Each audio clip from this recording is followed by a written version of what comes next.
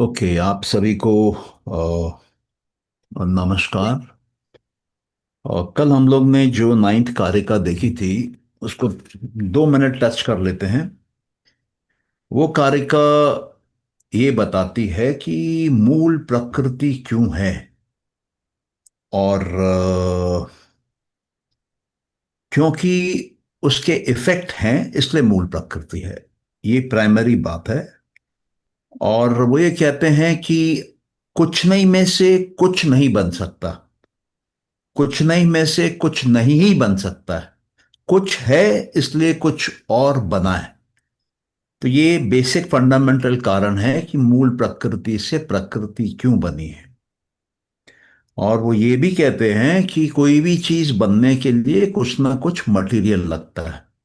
तो ये प्रकृति बनने के लिए भी कुछ मटेरियल लगा है और वो मटेरियल मूल प्रकृति से आया है। और वो ये भी कहते हैं कि सारे इफेक्ट जो हैं वो अलग अलग कारणों से नहीं आ सकते हैं, हर इफेक्ट का एक कारण होता है। तो ये प्रकृति का एक मूल कारण जो है वो मूल प्रकृति है, ऐसा इसमें कहा गया है। और वो ये कहते हैं कि कोई भी आ, चीज की प्रकृति में उपस्थिति होने के लिए मटेरियल तो ठीक है चाहिए, लेकिन उस मटेरियल पे कोई काम करने वाला भी चाहिए। किसी को उसकी जानकारी होनी चाहिए कि उस मटेरियल से वो कुछ बना सके। तो किसी में वो एफिशिएंसी चाहिए, वो स्किल चाहिए कि वो बनाए। और फाइनली ये देखा जाता है कि जो भी इफेक्ट है, जो भी बनता है, वो जो उसका कारण है उसके समान बनता है। उसमें उस प्रकार के हम बोल सकते हैं बिहेवियरल पैटर्न्स होते हैं, उस प्रकार के तत्व होते हैं, उस प्रकार के कुछ फंक्शनैलिटी होती है। तो प्रकृति जो है उसका एक कारण है मूल प्रकृति। तो मूल प्रकृति के 3 गुण प्रकृति के अंदर है। उन्हीं 3 गुणों को हम लोग आगे चल के डिटेल में देखेंगे। और दूसरी जो प्रकृति बनती है वो पुरुष के मूल प्रकृति के पास आने के कारण बनती है। तो प्रकृति में कुछ पुरुष के समान भी कुछ है। वो क्या है? वो चेतन तत्व है, वो इंटेलिजेंस है। तो अगर आप बुद्धि को देखेंगे तो बुद्धि में आपको मूल प्रकृति भी मिलेगी और पुरुष भी मिलेगा। कैसे मिलेगा? पुरुष के अंदर की जो इंटेलिजेंस है वो बुद्धि में दिखाई देती है। वो आ, उसका दर्शन होता है उसमें। और मूल प्रकृति में जो 3 गुण हैं, जिसमें रजस है जो एक्शन को रिप्रेजेंट करता है, जो एक्टिविटी को रिप्रेजेंट करता है, मोशन को रिप्रेजेंट करता है, वो भी हमको बुद्धि में दिखाई देता है। तो बुद्धि में एक किस्म का मिश्रण दिखता है। अभी बुद्धि के अंदर पुरुष नहीं जा सकता है। तो ये कहा जाता है कि पुरुष आप समझ सकते हैं कि एक मैग्नेट के समान है, जिसमें मैग्नेटिज्म है, मैग्नेटिक फील्ड है, एक चुंबकीय ताकत है। और बुद्धि को आप समझ सकते हैं कि एक लोहे के समान है, आयरन के पीस के समान है। तो वो पुरुष जो कि चुंबक के समान काम कर रहा है, उसकी फील्ड, उसकी मैग्नेटिक फील्ड, उसकी चुंबकीय ताकत, शक्ति बुद्धि में दर्शाती है, बुद्धि में दिखाई देती है। बुद्धि भी मैग्नेटाइज हो जाता है, बुद्धि में इंटेलिजेंस एंटर कर जाता है। लेकिन बुद्धि अपने आप में क्योंकि मूल प्रकृति से आई है, और मूल प्रकृति में बेसिक नेचर के तौर पे इंटेलिजेंस नहीं है। मूल प्रकृति में जो गुण है वो एक्शन का गुण है, मोशन का गुण है, एक्टिविटी का गुण है, और कर्ता भाव है। पुरुष में कर्ता भाव नहीं होता है, पुरुष में चेतना का भाव होता है। पुरुष देख सकता है, प्रकृति चल सकती है।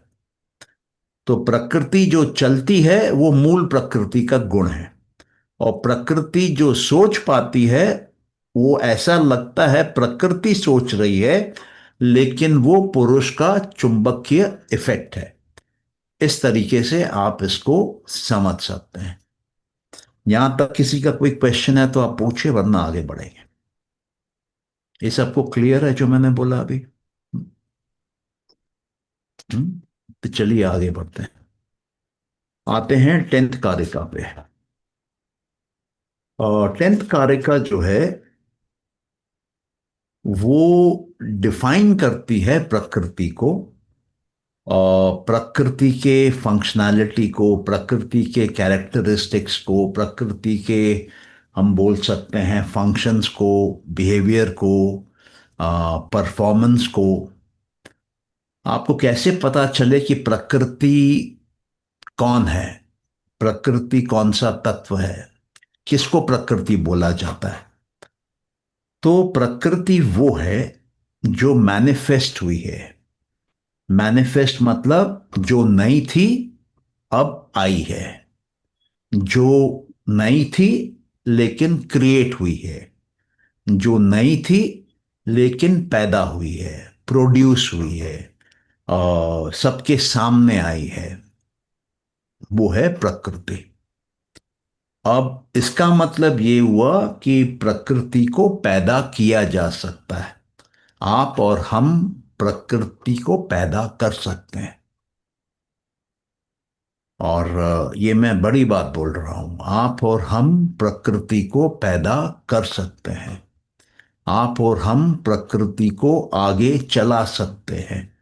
आप और हम प्रकृति को खत्म कर सकते हैं। हम हैं प्रकृति के अंदर, लेकिन हमारे अंदर ये क्षमता है कि हम प्रकृति को खत्म कर सकें, हम प्रकृति को आगे चला सकें, हम प्रकृति का एक नया जन्म कर सकें। तो ये कब संभव है? ये तब संभव होता है जब हमारे अंदर का पुरुष तत्व जागता है। जब हम अब हमारे अंदर से प्रकृति के तत्वों को मिटा देते हैं, या फिल्टर आउट कर देते हैं, या साफ कर देते हैं। जब हम अपने अंदर से सत्वगुण, रजोगुण और तमोगुण को हटा देंगे, तब हम पुरुष बनते हैं। और ये पुरुष जो है, ये प्रकृति को पैदा कर सकता है, प्रकृति को चला सकता है, प्रकृति का अंत कर सकता है। ये बात समझ में आ रही है जो मैं बोल रहा हूं? किसी को नहीं समझ में आ रही है तो पूछिए। चलिए फिर आगे बढ़ते हैं। दूसरा, ये जो भी प्रकृति के हिस्से हैं, या जो भी ये प्रकृति है टोटल, ये नॉन इटर्नल है। नॉन इटर्नल मतलब ये परमानेंट नहीं है, ये टेम्पररी है। ये प्रकृति आती है और जाती है। और सिर्फ प्रकृति नहीं, इसके सारे हिस्से जो कुछ भी मिलकर प्रकृति बनता बनता है, वो सब टेम्पररी है, नॉन इटर्नल है, परमानेंट नहीं है। पैदा होंगे और मरेंगे, आएंगे और जाएंगे, मैनिफेस्ट होंगे और मैनिफेस्टेशन खत्म होगा, प्रोडक्शन होगा और डिस्ट्रक्शन होगा। तो ये इसका दूसरा कैरेक्टरिस्टिक है। तीसरा इसका कैरेक्टरिस्टिक है कि ये नॉन परवेसिव है। नॉन परवेसिव क्या हुआ? कि ये सब जगह नहीं है, इसका दायरा सीमित रहता है। ये एक लिमिट के अंदर ही एग्जिस्ट करता है। ये फाइनाइट है। प्रकृति कभी भी इनफाइनाइट नहीं हो सकती, अनंत नहीं हो सकती। ओके। अच्छा, थोड़ा और आगे बढ़ते हैं। प्रकृति एक्टिव होती है। प्रकृति में एक्शन होगा, मूवमेंट होगा, चेंज होगा, मोशन होगा। प्रकृति चलती रहेगी। लेकिन जो पुरुष है उसमें एक्शन नहीं होता है, उसमें मोशन नहीं होता है, वो चलता नहीं है, वो कोई एक्टिविटी नहीं करता है। वो सिर्फ चेतन तत्व है, उसमें चेतना है, उसमें एक इंटेलिजेंस है। वो देखता है, वो साक्षी है, वो ऑब्जर्वर है, वो सीयर है, वो ऋषि के समान है। ऋषि वो होता है जो देखता है, जिसको देखना आता है, उसको विजन है, उसको परसेप्शन है। तो आप ऐसा बोल सकते हैं कि पुरुष को आंखें हैं और प्रकृति को आंखें नहीं हैं, प्रकृति को दिखता नहीं है। प्रकृति को पैर हैं, प्रकृति चल सकती है, प्रकृति में एक्शन मोशन है। लेकिन पुरुष को सिर्फ दिखता है। पुरुष लंगड़ा है, लूला है, चल नहीं सकता, एक ही जगह है, देखता रहता है। तो इसलिए यहां पर ये बोल रहे हैं कि प्रकृति जो है वो एक्शन में है। प्रकृति का एक और कैरेक्टरिस्टिक है कि वो मल्टी फॉर्म है। मतलब उसमें कई प्रकार के अलग अलग रूप होते हैं, बहुत सारे फॉर्म होते हैं, बहुत सारे शेप होते हैं, बहुत सारे साइज होते हैं, बहुत सारे कलर होते हैं। तो प्रकृति जो है वो बहुरूपी है, बहुरंगी है, उसमें आकार है। पुरुष में आकार नहीं है, पुरुष निराकार है, प्रकृति आकार है। पुरुष में कोई गुण नहीं है, पुरुष निर्गुण है, प्रकृति में गुण है, वो सगुण है। अब थोड़ा और आगे बढ़ते हैं। प्रकृति आश्रित है, डिपेंडेंट है, इंडिपेंडेंट नहीं है।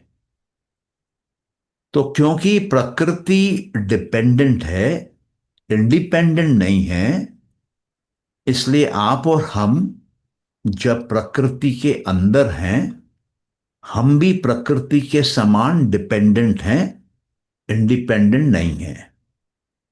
फ्रीडम प्रकृति को भी नहीं है, इसलिए हमको भी नहीं है। प्रकृति भी एंट्रैप्ड है, फंसी हुई है, इसलिए क्योंकि हम प्रकृति के छोटे हिस्से हैं, हम भी फंसे हुए हैं। तो मुक्त कौन है, फ्री कौन है, इंडिपेंडेंट कौन है? वो पुरुष है। पुरुष फ्री, इंडिपेंडेंट, लिबरेटेड है। अच्छा, थोड़ा सा और आगे बढ़ते हैं। और प्रकृति जो है वो एक एक बोल लीजिए निशान है लॉजिक के प्रयोग करने का। प्रकृति में लॉजिक का प्रयोग होता है। जैसे आपने आग के साथ धुआं देखा, कई बार देखा। तो एक बार आपने सिर्फ धुआं देखा, दूर देखा, किसी दूर बिल्डिंग पे धुआं दिख रहा है, तो आप ये लॉजिकली इन्फर कर सकते हैं, ये अनुमान लगा सकते हैं कि वहां आग है, वहां अग्नि है। तो प्रकृति के अंदर लॉजिक, इन्फरेंस, ये सब लगता है, चलता है। लेकिन पुरुष के अंदर ये नहीं चलता है, क्योंकि पुरुष के अंदर कुछ है ही नहीं। किसके आधार पे आप लॉजिक का प्रयोग करेंगे? पुरुष खाली है, उसमें कुछ नहीं है, न गुण, न आकार, न रंग, कुछ नहीं, न रूप, कुछ नहीं। और प्रकृति जो है वो छोटे छोटे हिस्सों से बनी हुई है। जैसे हम आकाश में देखते हैं, बहुत सारे तारे दिखते हैं, जैसे हम समुद्र में देखते हैं बहुत सारे बूंदों से लहरों से समुद्र बना हुआ है। जैसे हम धरती को देखते हैं, बहुत सारे देशों से, बहुत सारे नदियों से, जमीन से, पहाड़ों से धरती बनी हुई है। अगर आप हिमालय को देखेंगे तो उसमें बहुत सारी चोटियां हैं। तो प्रकृति हमेशा छोटे छोटे की समेशन से बनती है, टोटलिंग से बनती है। आप थोड़ा सा और डिटेल में जाएंगे तो जैसे हवा है, हवा में वो हाइड्रोजन का गैस है, ऑक्सीजन गैस है, नाइट्रोजन गैस है, कार्बन डाइऑक्साइड गैस है, इनके समूह से बनी है। आप इसके अंदर और जाएंगे तो आपको हाइड्रोजन के अंदर हाइड्रोजन के मॉलिक्यूल्स मिलेंगे। आप उसके अंदर और जाएंगे तो आपको हाइड्रोजन के एटम्स मिलेंगे। आप उसके अंदर और जाएंगे तो आपको न्यूट्रॉन, प्रोटॉन, इलेक्ट्रॉन के कॉम्बिनेशन में हाइड्रोजन मिलेगा। आप उसके अंदर और जाएंगे तो आपको क्वार्क्स मिलेंगे, अप क्वार्क, डाउन क्वार्क। और अंदर जाएंगे तो आपको वेव्स मिलेंगी। और अंदर जाएंगे तो साइंस बोलती है कि 12 प्रकार के पार्टिकल होते हैं। तो इसका अंत नहीं है। ये हमेशा जुड़ते जुड़ते जुड़ते जुड़ते प्रकृति बनी है। तो प्रकृति क्या है? एक टोटल है, एक एग्रीगेट है, एक समेशन है, एक सब चीजों की एडिशन है, सब चीजों का बोलिए कलेक्शन है। और इसमें एक और कैरेक्टरिस्टिक है कि ये सबॉर्डिनेट है। बस सबॉर्डिनेट है मतलब जब हम जोड़ते जोड़ते ऊपर तक जाते हैं तब टोटल बनता है, टोटल से नीचे आते हैं तो वो उसका सबॉर्डिनेट, वो उसका सबॉर्डिनेट, वो उसका सबॉर्डिनेट बनता है। दादा के नीचे उसका बेटा है, बेटे के नीचे उसका बेटा है। ऑफिस में जाएंगे तो बॉस है, बॉस के नीचे एक कोई है, उसके नीचे कोई और है। तो हमेशा एक स्ट्रक्चर है, हमेशा एक हायरार्की है, हमेशा एक दूसरे के अंडर में है। अब जैसे आप पंचमहाभूत को देखेंगे तो वो तन्मात्राओं के अंडर में है क्योंकि उनसे बन रहे हैं। तन्मात्राओं को देखेंगे तो वो अहंकार से बन रहे हैं, उनके अंडर में है। अहंकार को देखेंगे तो वो बुद्धि के अंडर में है, वो बुद्धि से बन रहे हैं। आप बुद्धि को देखेंगे तो वो मूल प्रकृति के अंडर में है क्योंकि वो मूल प्रकृति से बन रहे हैं। आप मूल प्रकृति को देखेंगे तो वो पुरुष के अंडर में है। पुरुष जब उसके पास आता है तो वो मजबूरन सृष्टि का निर्माण करती है, क्रिएशन चालू करती है। तो प्रकृति पूरी किसी न किसी के अंडर में है। और अल्टीमेटली जो मूल प्रकृति है वो पुरुष के अंडर में है। और पुरुष जो है वो प्रकृति के बाहर है। इसका मतलब प्रकृति का अल्टीमेट रूलर प्रकृति के अंदर नहीं है। प्रकृति के ऊपर हुक्म चलाने वाला प्रकृति के बाहर है, और वो पुरुष है। और उस पुरुष के लेवल तक जितनी भी योनियां हैं प्रकृति के अंदर, उसमें सिर्फ इंसान की योनि है जो वहां तक पहुंच सकती है। बाकी योनियां वहां तक नहीं पहुंच सकती हैं। और हम क्यों पहुंच सकते हैं? क्योंकि हम राजसिक हैं, हमारी योनि राजसिक है। और सिर्फ हमारी योनि राजसिक है, बाकी जितनी भी योनियां हैं उनमें से कोई योनि सिर्फ राजसिक नहीं है। या तो सात्विक है या तो तामसिक है। तो क्योंकि हम राजसिक योनि हैं, हमारे अंदर रजस बहुत ज्यादा है, हमारे अंदर ट्रांसफॉर्मेशन का पावर बहुत ज्यादा है, एक्शन लेने की क्षमता बहुत ज्यादा है। हम अपने ऊपर सेल्फ इंप्रूवमेंट बहुत गहराई तक कर सकते हैं। हम अपने गुणों के ऊपर बहुत गहराई से काम कर सकते हैं। हम अपने तमस के एलिमेंट्स को सुला सकते हैं। हम अपने रजस के एलिमेंट्स को सुला सकते हैं। हम अपने सत्व के एलिमेंट्स को भी सुला सकते हैं। फिर हमारे अंदर न तमस न सत्व रहता है, और सारे गुण खत्म हो जाते हैं और हम मुक्त हो जाते हैं। हम इसमें से बाहर निकल जाते हैं। अब ये करने के लिए अलग अलग पद्धतियां हैं। योग अपने हिसाब से कराता है, वेदांत अपने हिसाब से कराता है, मीमांस, न्याय, वैशेषिका, ये सब अपने हिसाब से कराते हैं। चारवाक का अपना मार्ग है, बुद्ध का अपना मार्ग है, जैनियों का अपना मार्ग है, नानक का अपना मार्ग है। लेकिन ये सारे मार्ग करते यही काम है। ये आपके अंदर जो प्रकृति के तीन गुण हैं, उन तीन गुणों को सुलाते हैं, उन तीन गुणों को खत्म करते हैं, उन तीन गुणों का अंत करते हैं। तो इन तीन गुणों का अंत क्यों किया जाता है? और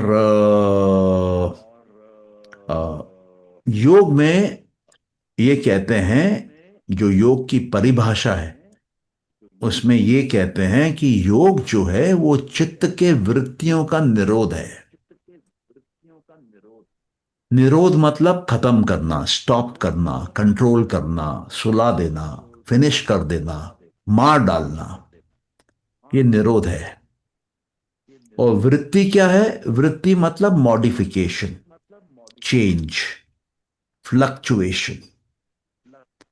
तो हम एक इकलौते ऐसे जीव हैं जो सृष्टि के फ्लक्चुएशंस को कैच करते हैं, सृष्टि के वेव्स को, वाइब्रेशन को कैच करते हैं। और कैसे मालूम पड़ता है कि ये वेव है, ये वाइब्रेशन है, ये फ्लक्चुएशन है? क्योंकि आप देखिए, सत्व और तमस ये ऑपोजिट है। और रजस क्या है? चेंज। आप किसी भी सागर के किनारे किसी लहर को देखिए, तो वो लहर ऊपर जाती है और नीचे आती है। ऊपर जाना मतलब सत्व की तरफ जाना, नीचे जाना मतलब तमस की तरफ जाना, और जाना मतलब रजस। तो हर लहर में ये तीनों चीजें एक साथ एग्जिस्ट करती हैं। हर वेव में ये तीनों चीजें एक साथ एग्जिस्ट करती है। साइंस भी यही बोलती है कि मूल प्रकृति जो है वो एक क्वांटम फील्ड है, जिसमें वेव्स उठना चालू होते हैं जब चेतना पास में आती है। और जब वेव एक दूसरे को ओवरलैप करते हैं, क्रॉस करते हैं, वहां पे पार्टिकल्स बनते हैं, वहां पे ऑब्जेक्ट्स बनते हैं। तो उनकी साइंस, हमारी साइंस, मतलब सांख्य की, योग की, मिलती जुलती है। और अगर आप इसको गहराई से देखने लगेंगे, समझने लगेंगे, तो आपके सामने सृष्टि के सारे नियम खुल जाएंगे और आपके अंदर सिद्धियां आने लगेंगी, क्योंकि आपको वो एक्स्ट्रॉर्डनरी नॉलेज मिला है जो औरों को नहीं मिला है। वो जानते भी नहीं कि सांख्य क्या है। और हम जो डिस्कस कर रहे हैं वो साधारणतः डिस्कस नहीं किया जाता है। तो ये 10वें कारिका में इन्होंने जो प्रकृति है उसके कैरेक्टरिस्टिक्स को समझाया है कि पहले तो ये मैनिफेस्ट होती है, प्रोड्यूस होती है, प्रकृति बनती है, प्रकृति को बनाया जाता है। दूसरा, वो हमेशा के लिए नहीं है। जो हमेशा के लिए नहीं है वो पैदा होता है, चलता है और मरता है। अच्छा, तीसरा, ये सब जगह नहीं है। कोई ये बोले कि मेरी बुद्धि या मेरा अहंकार या मेरा मानस या मेरा माइंड सारे सृष्टि में है, हो सकता है। लेकिन सारे एग्जिस्टेंस में है, नहीं हो सकता है। मेरा माइंड इस यूनिवर्स तक सीमित हो सकता है। मेरा माइंड दूसरा यूनिवर्स, तीसरा यूनिवर्स, चौथा यूनिवर्स में नहीं जा सकता है। इसलिए कई बार ऐसा होता है कि हम दूसरे के माइंड को एंट्री करके रीड नहीं कर पाते हैं। हम अंदाजा लगाते हैं कि वो ये सोच रहा है, लेकिन हम उसके माइंड में एंट्री करके एक एक पार्ट को रीड नहीं कर पाते, क्योंकि ये एक लिमिटिंग फैक्टर है, ये नॉन परवेसिव है, ये सब जगह घुसने वाला नहीं है। इसका ये भी मतलब है, हम लोग आगे देखेंगे, कि ये माइंड जो है ये पहाड़ों को पार कर सकता है, समुद्रों को पार कर सकता है। आप यहां बैठ के अमेरिका में किसी के घर में क्या हो रहा है वो देख सकते हैं, वो जान सकते हैं। लेकिन ये सब जगह नहीं है। ये मैक्सिमम इस यूनिवर्स के अंदर है, उसके बाहर नहीं है। और फिर ये कहते हैं कि ये एक्टिव है, ये ठहर, ये चलता रहता है। जैसे एक सागर में लहर हमेशा आती रहती है, सागर को कभी शांत नहीं देखा जाता है। यहाँ वो लहर कम होगी, यहाँ बढ़ेगी, पानी यहाँ नीचे जाएगा, यहाँ ऊपर आएगा, लेकिन हिलता रहेगा, चुप नहीं होगा, शांत नहीं होगा, उसकी आवाज आती रहेगी। ये मल्टी फॉर्म है, अनेक रूपों में है। जैसे हमने देखा, एक एक इंसान अलग है, दुनिया भर के जानवर हैं, दुनिया भर के कीड़े मकोड़े हैं, सब अलग अलग हैं। हम साइंस से देखते हैं कि कई सारे स्टार्स हैं, सब अलग अलग हैं, कई सारे प्लैनेट हैं, अलग अलग हैं, कई सारे मून हैं, अलग अलग हैं, कई सारे एस्ट्रॉइड्स हैं, अलग अलग हैं। इनफैक्ट रेत का एक एक दाना अलग है, ह्यूमन बॉडी का एक एक सेल अलग है, कोई भी दो चीजें सेम नहीं। तो ये मल्टी फॉर्म है, डिपेंडेंट है, आश्रित है। तो हम अपने जीवन में देखते हैं, हम जब पैदा होते हैं माँ बाप पे आश्रित हैं, फिर हमको दुनिया पे आश्रित रहते हैं, खाने के लिए हम औरों पे आश्रित रहते हैं, तो किसानों पे रहते हैं।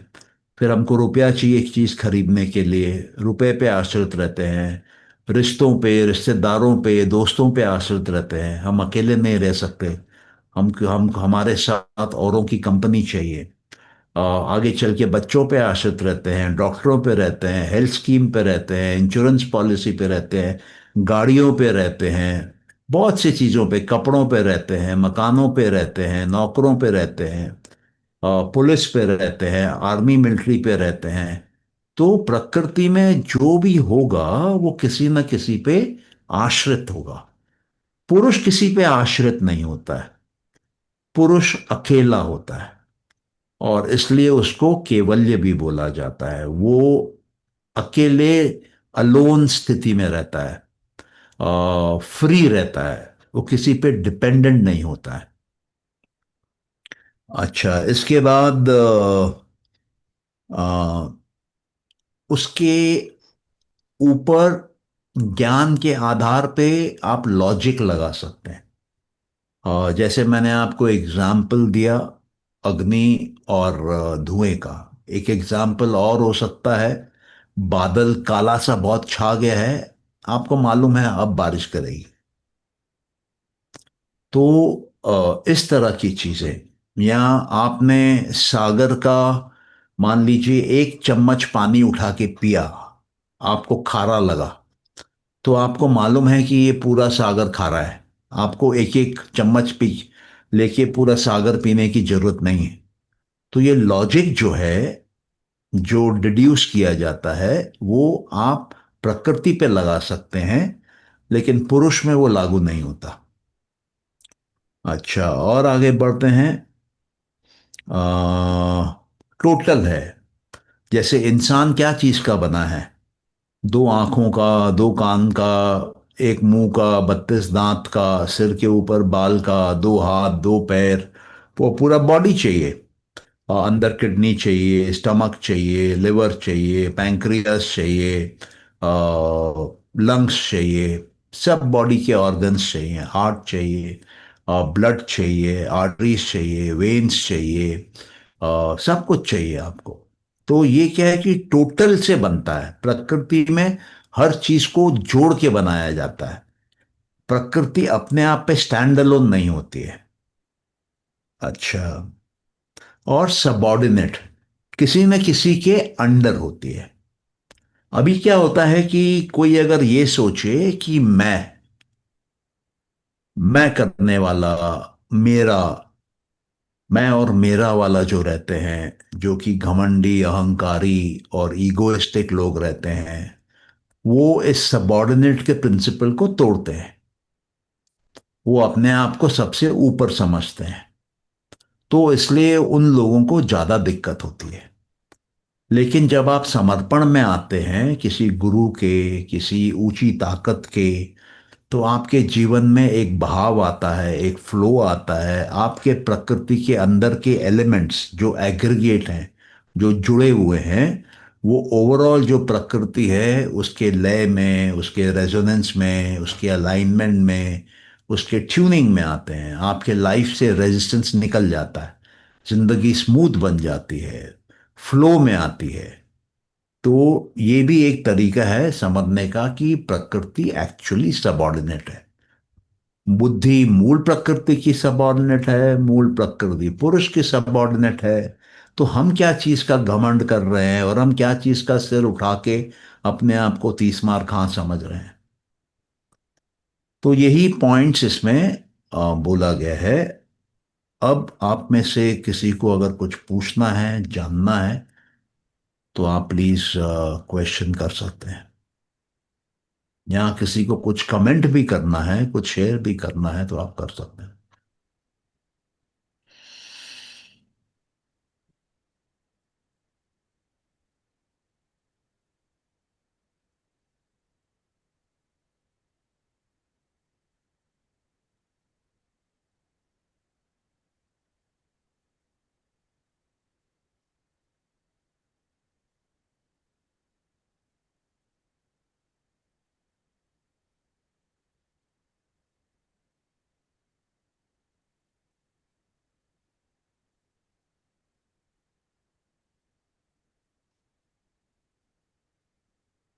अगर सबको समझ में आ गया हो तो आगे बढ़े।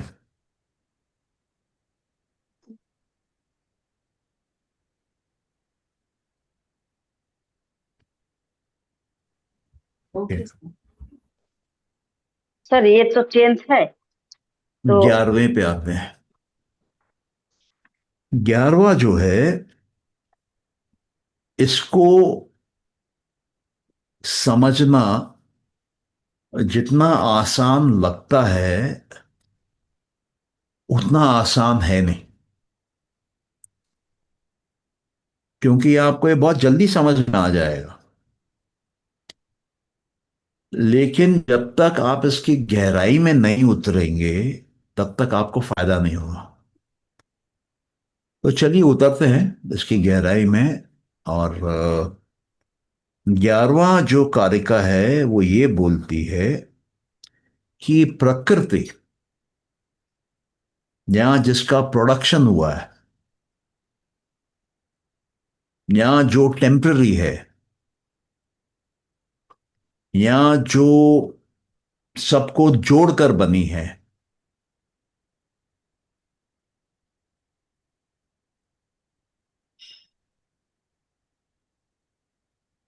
यहां जिसको हम पैदा कर सकते हैं, पाल सकते हैं, मार सकते हैं, जो हमेशा सबऑर्डिनेट है, किसी न किसी के अंडर है, ये क्या चीज की बनी हुई है? हमने तो इनके ऊपर ऊपर के नाम देखे, बुद्धि, अहंकार, मानस, ज्ञानेंद्री, कर्मेंद्री, तन्मात्रा, पंच महाभूत। लेकिन इन सब में कॉमन क्या है, उसकी चर्चा यहां होगी। योग में कहते हैं कि जो बुद्धि है, जो सबसे पहले आई, वो भी एक वृत्ति है, वो भी एक मॉडिफिकेशन है। क्यों? क्योंकि वो बदल रही है मूल प्रकृति को। मूल प्रकृति बदलने के बाद बुद्धि बनती है। मूल प्रकृति अपने कोख से बुद्धि को जन्म देती है, कुछ बदलता है उसके अंदर और कुछ बदला हुआ निकालती है। और बुद्धि बदलती है और बदला हुआ अहंकार निकालती है। अहंकार बदलता है और बदला हुआ मानस निकालता है। फिर बदलता है, ज्ञान इंद्रियां निकालता है। फिर बदलता है, कर्म इंद्रियां निकालता है। फिर बदलता है, 5 तन्मात्राएं निकालता है, और ये तन्मात्राएं भी बदलती हैं, ये पंचमहाभूत निकालती हैं। अब ये पंचमहाभूत जो है वो बदल के निकले हैं, लेकिन आगे नहीं बदलते। ये जो 5 कर्म इंद्रियां हैं, ये बदलाव से पैदा हुई हैं, लेकिन आगे नहीं बदलते। ये जो कर्म इंद्रियां हैं ये भी बदलाव से पैदा हुई हैं, मैनिफेस्ट हुई हैं, ये सब मैनिफेस्ट हो रहे हैं, प्रोड्यूस हो रहे हैं, क्रिएट हो रहे हैं, इवॉल्व हो रहे हैं, आ रहे हैं सृष्टि में, दुनिया में, ब्रह्मांड में। लेकिन आगे कुछ नहीं निकाल रहे हैं। मानस भी पैदा हो रहा है लेकिन आगे कुछ नहीं निकाल रहा है। तो यहां जाके प्रकृति रुक जा रही है। प्रकृति की और पैदा करने की क्षमता खत्म हो जा रही है। प्रकृति के मां का रोल खत्म हो जाता है। प्रकृति एक किस्म से बांझ हो जाती है, और उसके पहले तक उपजाऊ थी। बुद्धि आई, उपजाऊ थी। अहंकार आया, उपजाऊ था। सब पैदा किया। तन्मात्राएं आए, उपजाऊ थे, पंचमहाभूत पैदा किए, लेकिन वहां जाके गेट बंद हो गया। उसका बाद कुछ नहीं। अब ये जितने भी हैं, ये 23 के 23, ये सब बदलाव हैं, मॉडिफिकेशन है, फ्लक्चुएशन है, वृत्ति है।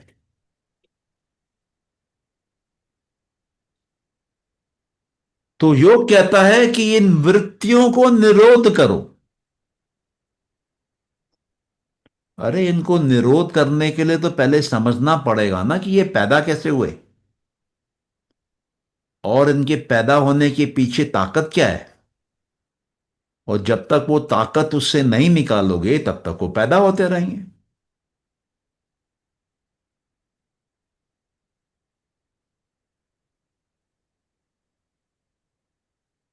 तो यहां पर वो राज है जो खोला जा रहा है, और ये राज भारत के सारे दर्शन शास्त्रों ने लिया है, और इसको समझाया है, इसको आगे बढ़ाया है। लेकिन ये देश इसको भूल गया है, क्योंकि ये जड़ है। मॉडर्न साइंस इसी एरिया में काम कर रही है। यही उनके लिए क्लियर नहीं है उनको। और सांख्य में अगर आप समझेंगे, आपको समझ में आएगा 100% की सही क्या है। और आप किसी भी बड़े साइंटिस्ट को अपने घर से बैठ के फोन करके बोल सकते हैं कि ये ऐसा ऐसा ऐसा रिजल्ट आना चाहिए तुम्हारे एक्सपेरिमेंट का। तुम्हारे जो रिजल्ट आ रहे हैं वो लिमिटेड हैं, क्योंकि तुम लिमिटेड खोज रहे हो। तुम अपने स्टाइल से खोज रहे हो। तुम ऑब्जेक्ट के एंड से पकड़ के खोज रहे हो, पंचमहाभूत को पकड़ के खोज रहे हो। तो ये 3 चीजें क्या हैं, उसको देखते हैं। तो कहते हैं कि 3 गुण हैं प्रकृति के। एक है सत्व, एक है रजस, और एक है तमस। अब ये जो 3 गुण हैं, ये नॉन डिस्टिंग्विशेबल है। नॉन डिस्टिंग्विशेबल मतलब इनको आप अलग अलग नहीं कर सकते। अलग अलग इनको देख नहीं पाएंगे आप।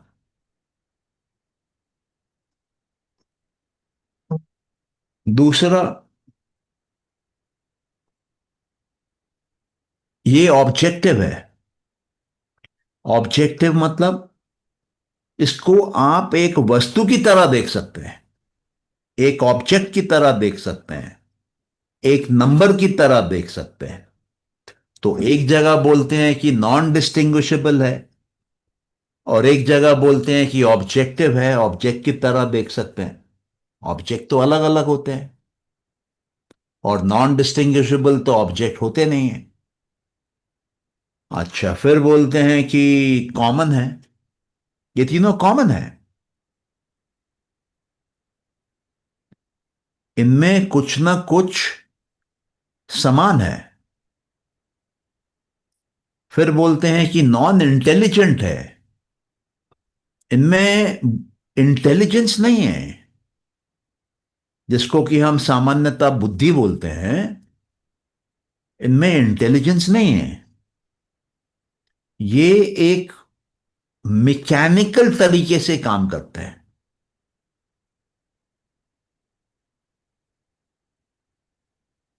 और प्रोलिफिक है। प्रोलिफिक है मतलब बहुत सारे हैं, बहुत फैला हुआ है।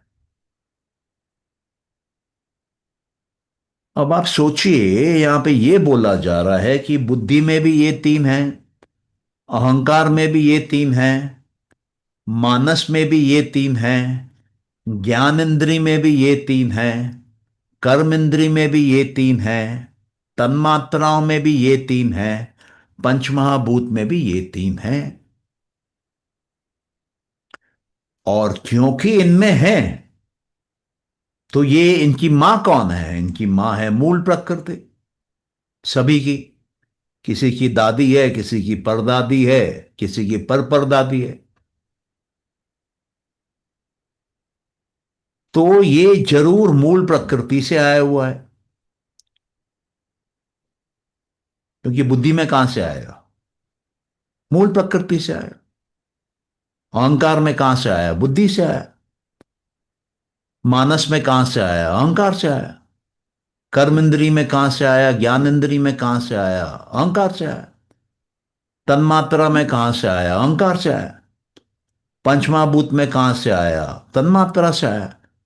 तो आप पीछे पीछे चलते चलते आके मूल प्रकृति पर रुक जाएंगे। मूल प्रकृति के ऊपर पुरुष है।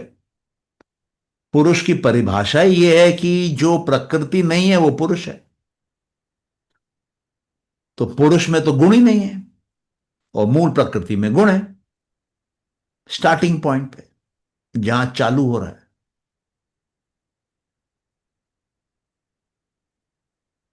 अभी आप ये सोचिए कि ये तीन हमेशा रहते हैं। इनको आप देख सकते हैं, इनमें समानताएं हैं। इनको आप अलग अलग नहीं कर सकते हैं।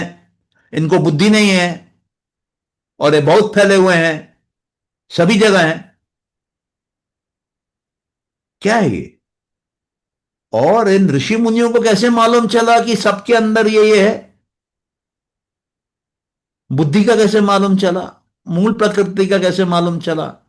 अहंकार का, मानस का, इंद्रियों का, तन्मात्राओं का, पंचमहाभूत का।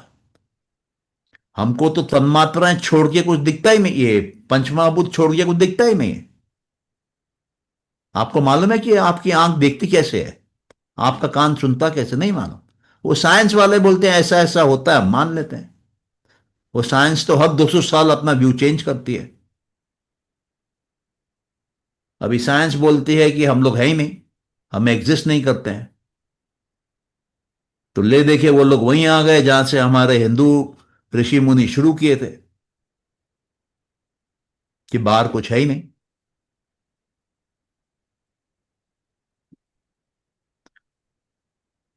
तो ये सबसे बड़ा सीक्रेट है इस ब्रह्मांड का, सबसे बड़ा।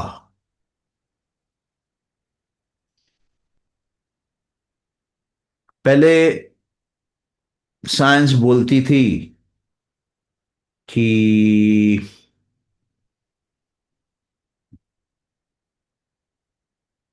ऑब्जेक्ट्स हैं, वस्तुएं। फिर उन्होंने बोला नहीं नहीं, वस्तुओं के अंदर एटम है। उसमें भी उन्होंने कहा वस्तु कई प्रकार के होते हैं। लोहा अलग है, मैग्नीशियम अलग है, नो यूरेनियम अलग है, हाइड्रोजन अलग है, ऑक्सीजन अलग है। उन्होंने टेबल बनाई, पीरियोडिक टेबल, कि ये अलग अलग अलग अलग है। फिर बोले कि प्रोटॉन है, इलेक्ट्रॉन है, न्यूट्रॉन है। फिर बोले कि नहीं नहीं, ये तो एग्जिस्ट नहीं करते हैं, ये तो वेव्स हैं। फिर बोले नहीं, ये एक्चुअली वेव्स हैं जब हम इनको देखते नहीं हैं, और जब हम इनको देखते हैं तब ये पार्टिकल बन जाते हैं। इसका क्या मतलब हुआ कि जब कोई देखने वाला नहीं है, कोई पुरुष नहीं है, तो ये वेव्स हैं, लहरें हैं। और जब कोई देखने वाला है, पुरुष है, तब वहां पे मैटर बनता है, वहां पे क्रिएशन बनता है। ये आज साइंस बोलती है। फिर उन्होंने देखा कि कितने प्रकार के पार्टिकल होते हैं जब बनती है सृष्टि। बोला 12 प्रकार के होते हैं। कितने प्रकार के वेव होते हैं, उन्होंने वो भी निकाला। कितने प्रकार के फोर्स होते हैं, उन्होंने वो भी निकाला। अब होता क्या है, जैसे समय बीतता जाता है, ये नंबर बढ़ते जा रहे हैं। पहले थे नहीं, फिर आए। एक आया, दो आया, चार आया, 20 आया, ये बढ़ते जा रहा है। और उसी के संदर्भ में जो हो रहा है साइंस में बाहर, अब आप इसको पढ़िए, इस कारिका को। ये कारिका बोलती है कि जो भी बना है प्रकृति में, क्या बना है, जिसको देखने वाला है वही बना है। अगर देखने वाला नहीं है तो प्रकृति नहीं है।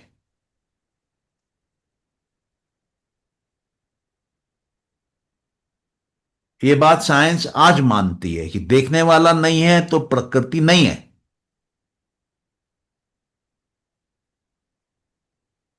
तो अल्बर्ट आइंस्टाइन ने पूछा था रविंद्रनाथ टैगोर से कि जब मैं चांद को देखता हूं, चांद तो दिखता है, लेकिन जब मैं घूम जाऊंगा और दूसरी तरफ देखूंगा, तब चांद का क्या होता है? तब चांद नहीं है। हम अपने पुरुष तत्व से प्रकृति तत्व पैदा करते हैं, मूल प्रकृति में से।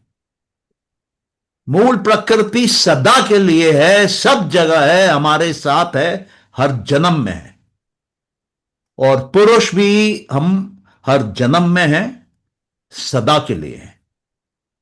इसलिए हमारे ऋषि मुनि बोल गए, अरे भैया तुम पुरुष हो, तुम्हारे होने से ही प्रकृति है, और तुम भ्रम में हो कि तुम प्रकृति के अंदर हो।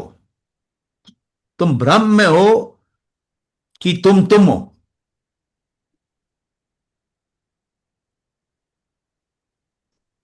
वो इसलिए बोल गए कि तुम ना पैदा होते हो ना मरते हो। तुमको ना आग जला सकती है, ना लोहा काट सकता है, तलवार काट सकती है, लेकिन हम लोग के खोपड़ी में घुसा नहीं। क्यों? क्योंकि हमारे खोपड़ी में वही घुसता है जो टीवी में आता है, जो व्हाट्सएप पे आता है, जो यूट्यूब में आता है, जो ये अमेरिकन हमको दिखाते हैं।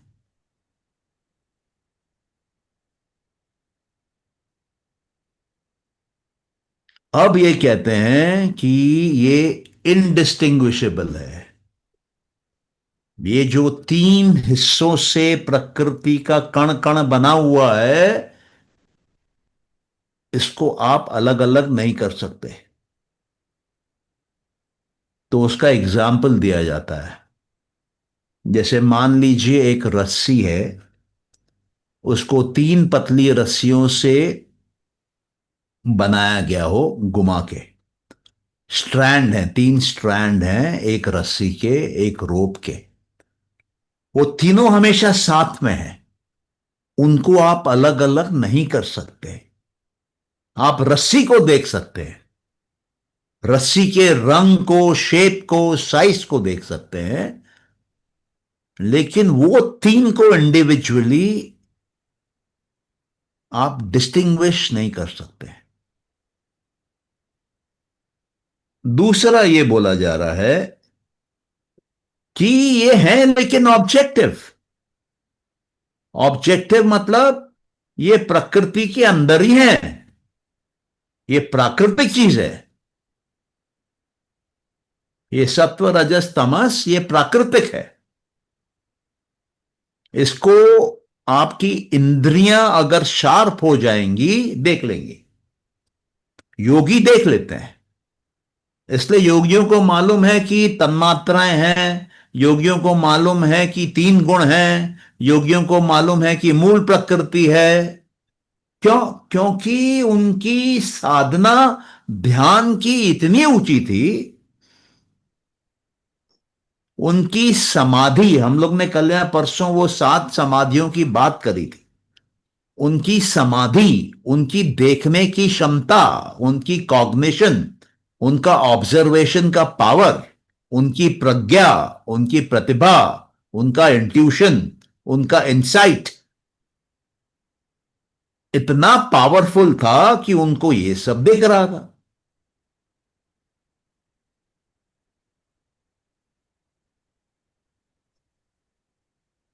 और वो आगे कहते हैं,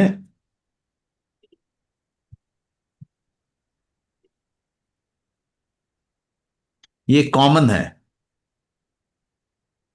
इनके अंदर कॉमन है। आप इनको अलग अलग करके मत खोजो।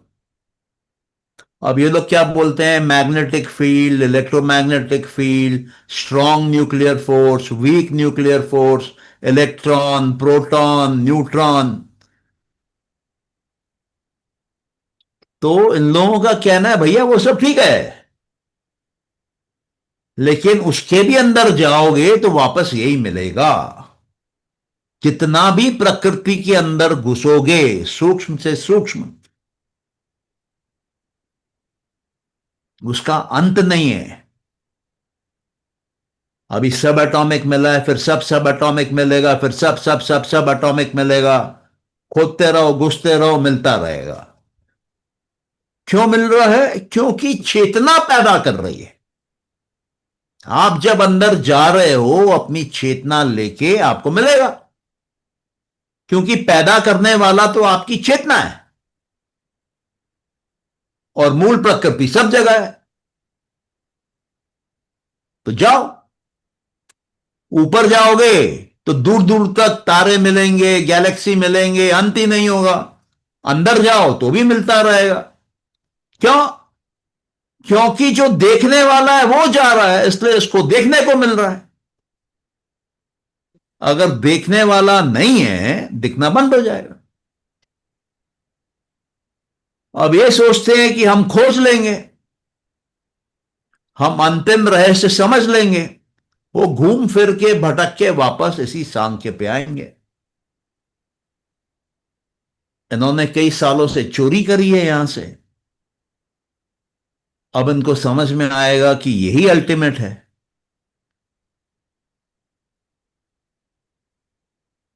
क्योंकि हमारे ऋषि मुनियों ने दिव्य दृष्टि से देखा है, और ये लोग इंसान की दृष्टि से देख रहे हैं। फिर वो आगे बोलते हैं कि इसमें कोई इंटेलिजेंस नहीं है, ये नॉन इंटेलिजेंट है, क्योंकि ये तो अचेतन है। इसको थोड़ा ना मालूम।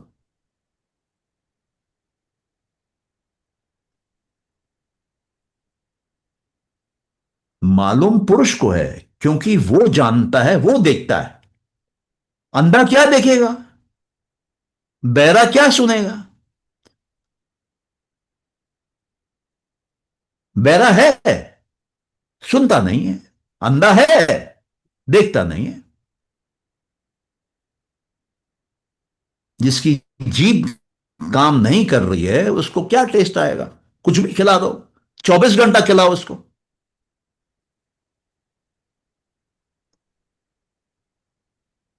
तो ये फंडामेंटल डिफरेंस है कि एक चेतन तत्व है और एक प्रकृति के तत्व है। 24 एक तरफ, एक अलग। अगर वो एक नहीं है, 24 नहीं तो है। कुछ भी नहीं। अगर वो एक है, तब 24 हैं। अब 24 में से कौन सा है, वो इस पे निर्भर करता है कि किसको वो एक देख रहा है। अगर वो एक कान में ध्यान लगाए है, तो वो सुन रहा है। अगर वो एक आंख पे ध्यान लगाए हुए है, तो वो देख रहा है। अगर वो एक पैरों पे ध्यान लगाए हुए है, तो वो चल रहा है। अगर वो एक हाथों पे ध्यान लगाए हुए है तो किसी को पकड़ रहा है। तो वो जो एक है वो तय करता है कि प्रकृति में क्या हो रहा है। और हम सब का पुरुष इसलिए अलग अलग है क्योंकि कोई चल रहा है, कोई बैठ रहा है, कोई खा रहा है, कोई पी रहा है, कोई गाना गा रहा है, कोई गाना सुन रहा है। सब पुरुष अपने अपने काम में लगे हुए हैं, एक मूल प्रकृति में अपनी अपनी प्रकृतियां बना के भोग कर रहे हैं। और प्रकृति फंस गई है उन पुरुषों के साथ उनको भोग कराने में। इसलिए प्रकृति कोशिश करती है इनको जल्दी भोग करा के रवाना करूं। और हर प्रकृति हर पुरुष वाली अपने हिसाब से काम करती है, क्योंकि उसके अंदर के जो भाव हैं, जो संस्कार हैं, वो अलग है। किसी को ज्ञान ज्यादा मिल गया है, किसी को ज्ञान शुरू ही नहीं हुआ। तो एक प्रकृति कैसे हो सकती है? तो अनेक प्रकृति, एक मूल प्रकृति और अनेक पुरुष।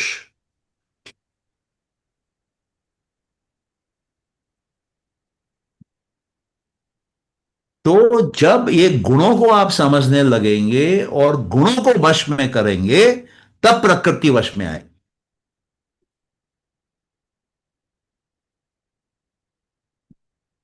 और इसमें भी तीनों के अलग अलग क्वालिटी हैं, तीनों गुण के। तमस आपको बांध देगा, रजस आपको दौड़ाएगा, और सत्व आपको ऊंचाई पे ले जाएगा। अब आप तमस के चक्कर में आ गए, फंस गए। रजस के चक्कर में आ गए तो चेंज में आएंगे, ट्रांसफॉर्म करेंगे अपने आप को। यहां सुखी से दुखी बनेंगे, यहां दुखी से सुखी बनेंगे।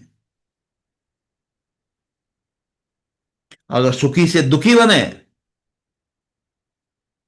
तो नीचे जाएंगे तमस की तरफ, और अगर दुखी से सुखी बने तो सत्व की तरफ जाएंगे।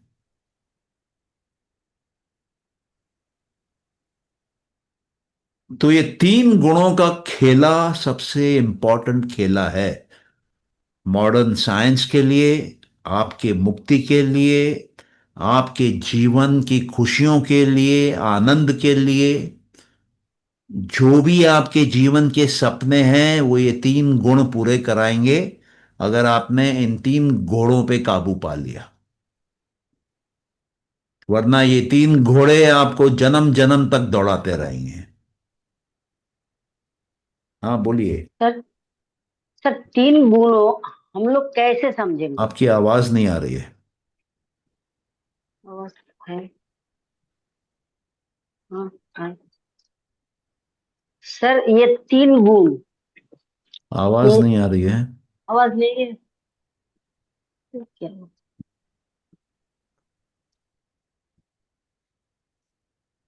सर अभी आ रहा है? नहीं, आवाज नहीं आ रही है। सर इनकी आवाज आ रही है। तो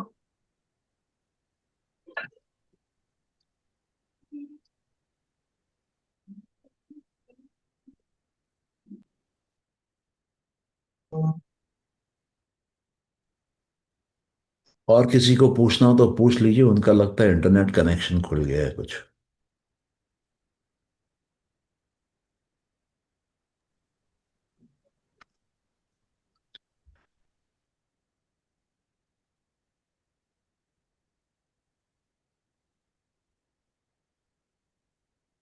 लगता है समझ में नहीं आया, मैं बहुत डीप चला गया शायद।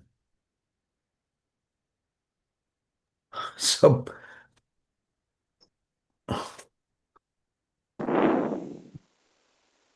आप मेरे को सुन पा रहे हैं? Yes sir. हाँ पूछिए रेणु जी। सर ये जो मैं जानना चाह रही थी, अभी आप ये बात कर रहे थे कि हाँ पार्टिक पूछिए। इलेक्ट्रॉन्स। आवाज आ रही है? सर नहीं आवाज आ रही है? कुछ। एक एक मिनट लगता है, मैं थोड़ा अपना माइक चेक करूं, माइक और ये ऑडियो। नहीं सर, मेरा ही प्रॉब्लम था।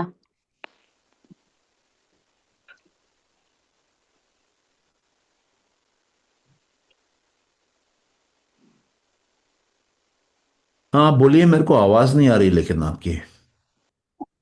सर अभी आवाज। अभी आ रहा है सर? एक मिनट।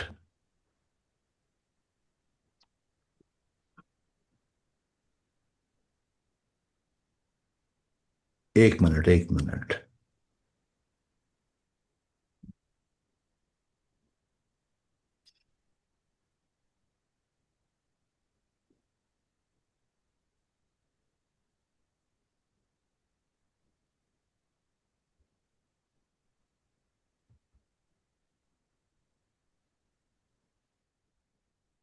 ये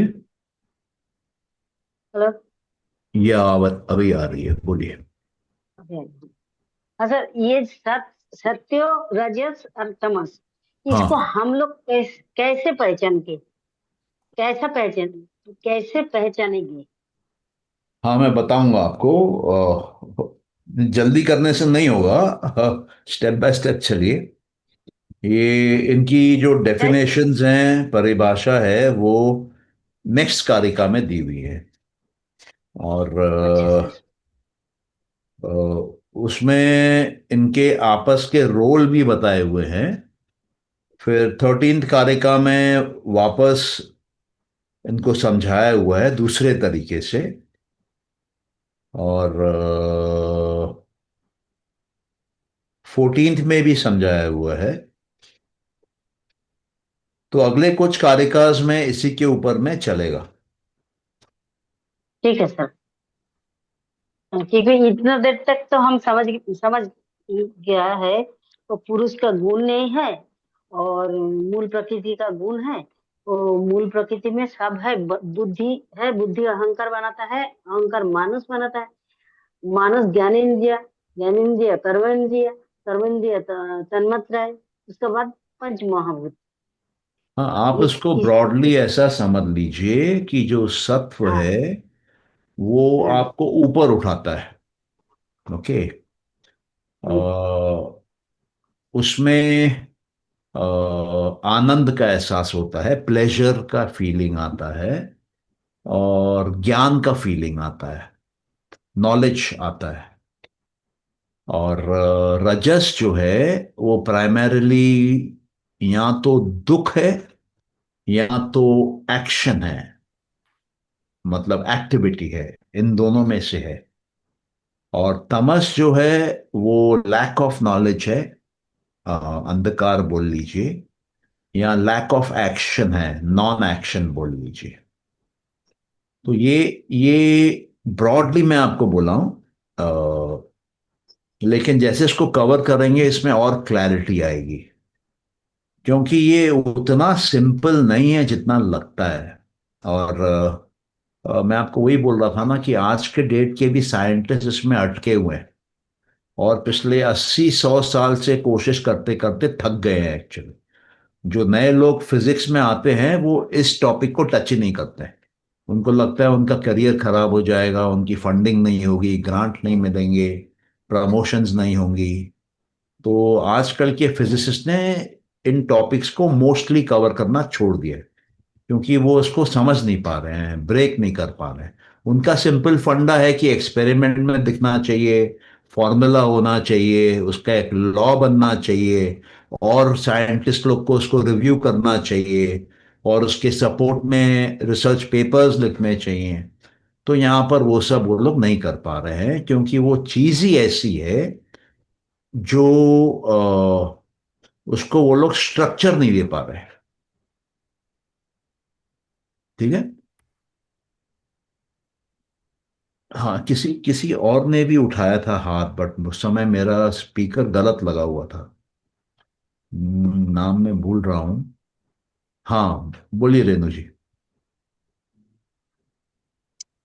सर अब आवाज आ रही है? हाँ बिल्कुल आ रही है, बोलिए।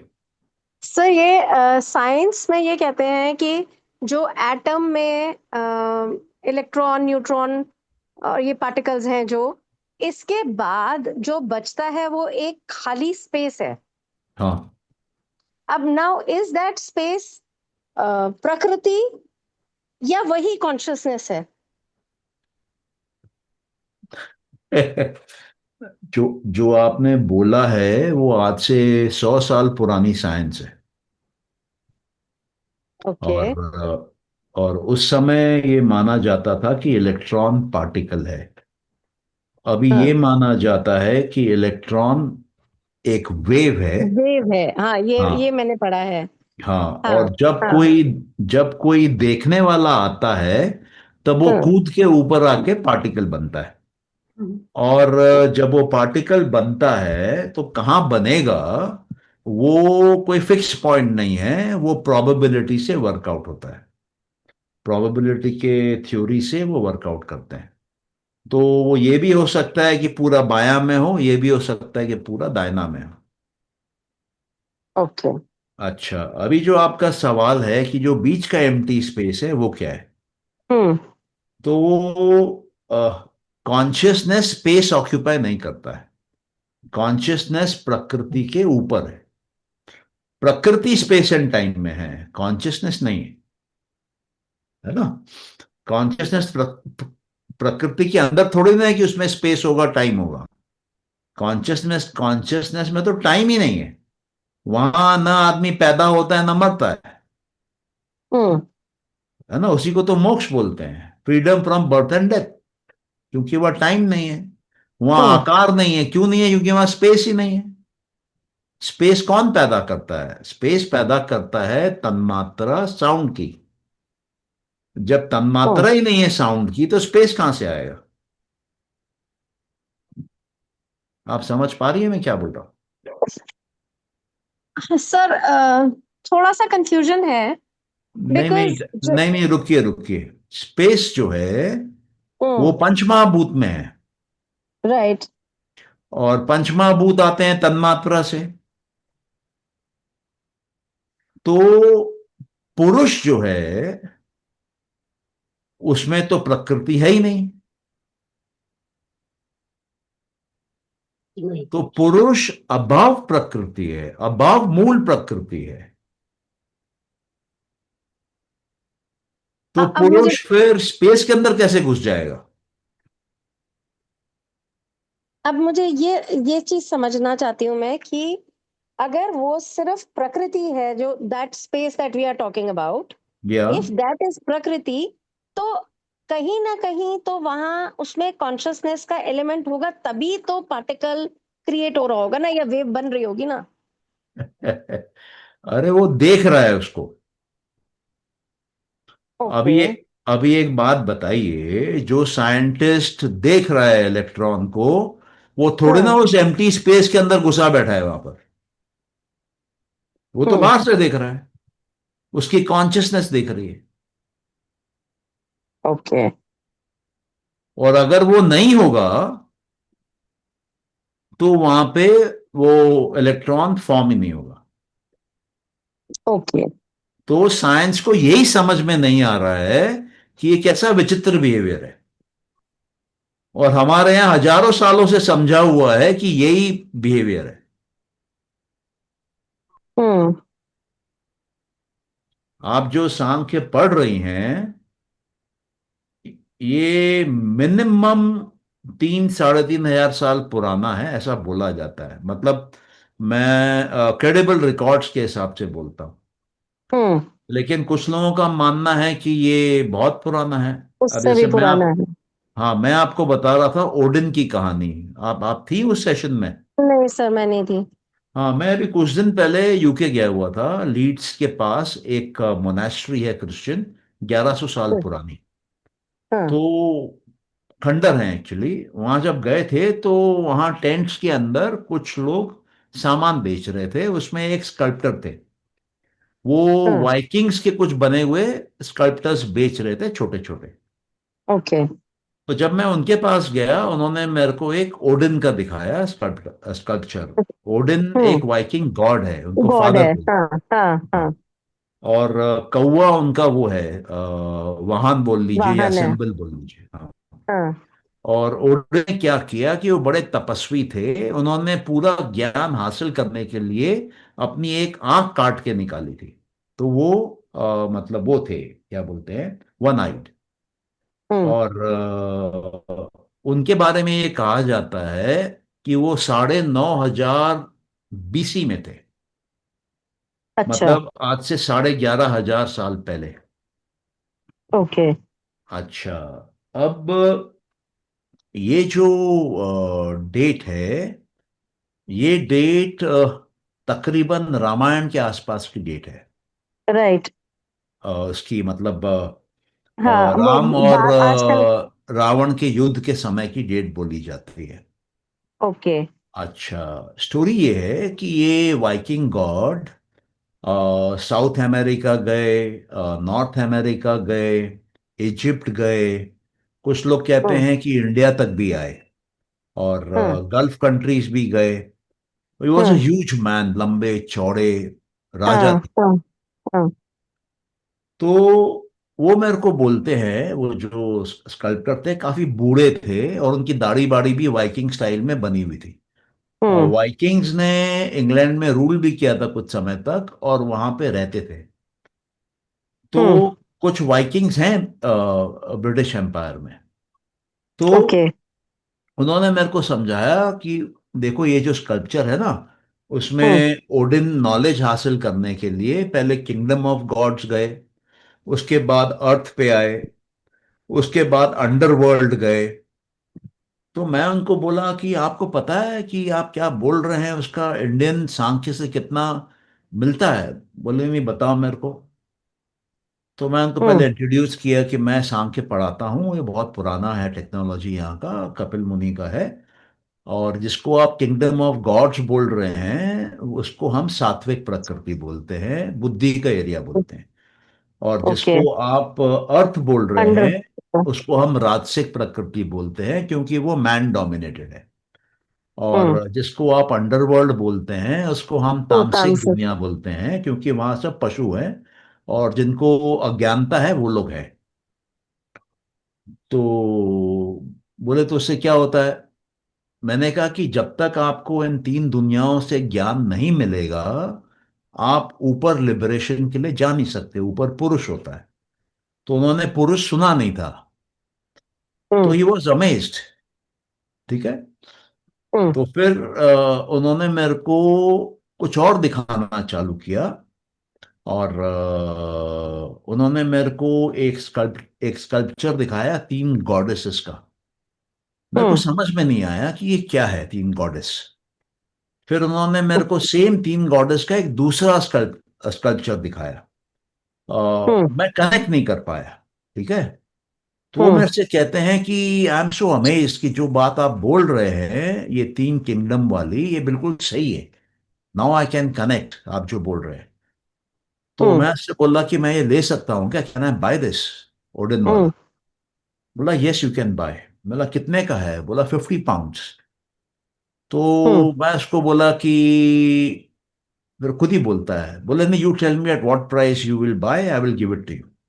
आपको हम्म। कितना डिस्काउंट चाहिए? तो मैं उसको बोला नहीं, आप कितना ऑफर कर सकते हैं आप बोलिए। So he offered me 40 pounds. Hmm. And then he said कि और भी डिस्काउंट करना है तो बोलिए, I will do it for you. तो मैं उनको हम्म। बोला नहीं, मैं ऐसे आपसे नेगोशिएट करने नहीं आया हूँ, आप जितने में हाँ। कंफर्टेबल है आप दीजिए। Hmm. So he gave it to me at 40 pounds, and then he took my number. Hmm. और जब मैं उस टेम्पल बोलता हूँ या मोनास्ट्री बोलता हूँ, उसके हम्म। प्रमाइसिस के मैं जस्ट बाहर निकला, तब मेरे को हम्म। स्ट्राइक किया कि वो तीन गॉडेस क्या हैं। वो तीन गॉडेस हैं आपकी सरस्वती, लक्ष्मी और दुर्गा लक्ष्मी बोलिए, काली पार्वती। बोलिए। ओके। ठीक है। और राइट। काली अंडरवर्ल्ड की है, लक्ष्मी अर्थवर्ल्ड की है, और Saraswati Saraswati. God knowledge. World की हाँ। है। सात्विक राजसिक तामसिक। सात्विक। हाँ। ओके। तो ओके। मेरे साथ में पूरी फैमिली थी, बच्चे बच्चे थे सब। तो मैं उनको बोला मेरे को 2 मिनट अंदर जाने दो उस अंकल को बताने के लिए कि I have made sense of this. But बच्चों ने हम्म। जाने नहीं दिया, because they were not liking the idea कि मैं इतना देर उस स्टॉल पे खड़ा था, बात कर रहा था, एक पत्थर का पीस ले आया, 40 पाउंड देके। But then I tell you, that means this philosophy was there. और वाइकिंग्स कहाँ हैं आप सोचिए, Switzerland, Norway, Norway, Scandinavian that, countries. हाँ, स्कैंडिनेवियन कंट्रीज, आइस हाँ रीजन। हाँ हाँ। So it sir is mind boggling, it is sir mind boggling. उसका सर उसका पिक्चर दिखाएगा? हाँ, मेरे रूम में रखा है, मेरे वाइफ बोली इसको कहाँ रखना है, पत्थर ले आए हो। मैं बोला इसको यहाँ रखते हैं, तो अभी तक तो सेफ है वहां पर। तो उसमें तीन तीन सर्कल टाइप के बने हुए हैं जो तीनों रीजन्स को डिनोट करते हैं, सात्विक, राजसिक, तामसिक। तो इसलिए मैं आपसे बोल रहा था कि जब आप इस सत्व, रजस, तमस को समझेंगे, आपको और कुछ समझने की जरूरत ही नहीं है। ये अल्टीमेट नॉलेज है। हम्म। इसलिए सांख्य को कंप्लीट नॉलेज, अल्टीमेट नॉलेज बोला जाता है। और और कहते हैं आदर्श वर्ल्ड जो में। पिक्चर हाँ, आदर्श जो पिक्चर आप खींची थी ना, कौन सा पिक्चर? आदर्श, वो जो पहले जो बोला है यूके में, और कि कौन कौन कौन सा नहीं पिक्चर नहीं, देखा फोटो है खींच आप? के, फोटो रख के क्या हाँ, करना? वो फोटो फोटो फोटो दिखाएंगे हम लोगों को। नहीं, तो जो मैं फोटो लाया देखा हूं जाए। उसका फोटो दिखा सकता हूं, बट बाकियों का मैंने फोटो नहीं। हाँ, वो नहीं नहीं लाया, फोटो नहीं खींचा। नहीं नहीं, क्यों खींचेंगे फोटो? तो हम लोग क्या करेंगे? हम लोग जा पाएंगे क्या? आप खींच के लाते तो हम लोग देख आप पाते थे। आप इंटरनेट खोलिए, थोड़ा मेहनत करिए, सब मिलेगा आपको।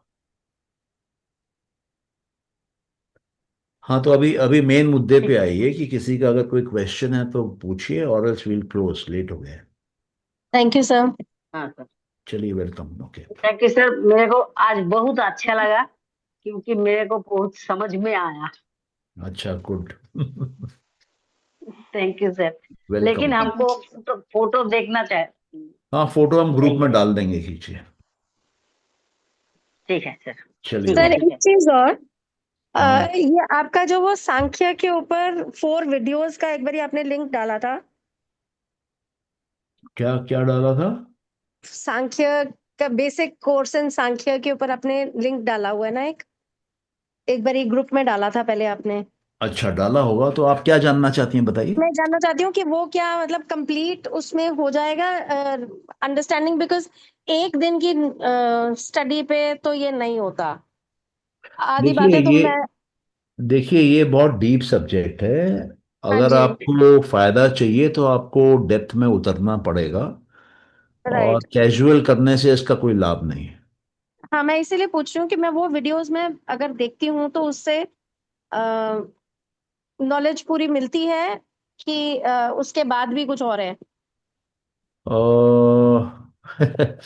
आप वो 4 वीडियोस पहले देख लीजिए। अगर आपका पर्पस सॉल्व होता है, वेल एंड गुड।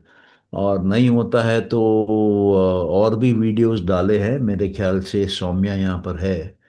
हाँ, सौम्या है, इन्होंने काफ़ी वीडियोस डाले हैं। मुझे काउंट तो मालूम नहीं, बट मेरे ख्याल से 50-60 करीब होंगे। तो वो उसमें। प्लेलिस्ट का लिंक डाल देंगे, हाँ उस प्लेलिस्ट का लिंक डाल देंगे ग्रुप में। हाँ, आप उस पीवाईएस ग्रुप में हैं? नहीं, अच्छा, तो आपको ये लिंक कहाँ से मिलता है? ये एमएमसी करके जो है आपका, उसकी अनाउंसमेंट ग्रुप पे मिलता है मुझे। अच्छा, ओके, तो फिर आपको देना पड़ेगा। आपके पास मेरा नंबर है?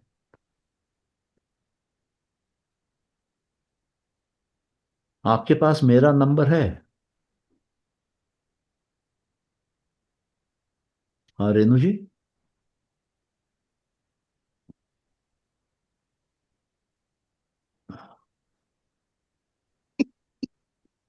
रेणु जी सो गया। नहीं, लगता है उनका कुछ कनेक्शन चला गया है। हेलो हाँ, आपके पास हाँ मेरा हाँ। नंबर है? सर, एक ये पीवाईएस ग्रुप का वो आ रहा है रिक्वेस्ट टू ज्वाइन। हाँ, उस रिक्वेस्ट। हाँ, रिक्वेस्ट कर दीजिए। Next-